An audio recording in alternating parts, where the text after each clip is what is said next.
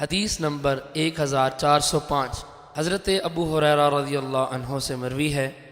فرماتے ہیں رسول اکرم صلی اللہ علیہ وسلم نے فرمایا، آدمی کی باجماعت نماز اس کے گھر میں نماز یا بازار میں پڑھی جانے والی نماز سے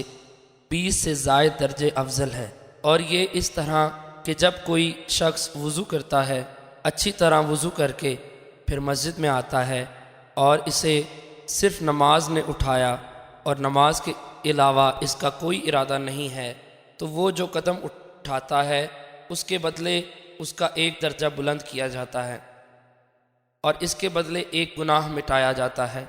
حتیٰ کہ وہ مسجد میں داخل ہو جائے۔ پس جب مسجد میں داخل ہوتا ہے تو وہ نماز میں ہوتا ہے جب تک نماز کی وجہ سے رکا رہتا ہے، اور ملائکہ تم میں سے اس شخص کے لیے رحمت کی دعا کرتے ہیں جب تک وہ اس جگہ بیٹھا رہتا ہے جہاں اس نے نماز پڑھی۔ وہ کہتے ہیں، ترجمہ، یا اللہ اس پر رحم فرما، اللہ اس کو بخش دے، یا اللہ اس کی توبہ قبول فرما، جب تک وہ اس میں اذیت نہ پہنچائے، یعنی جب تک بے وضو نہ ہو۔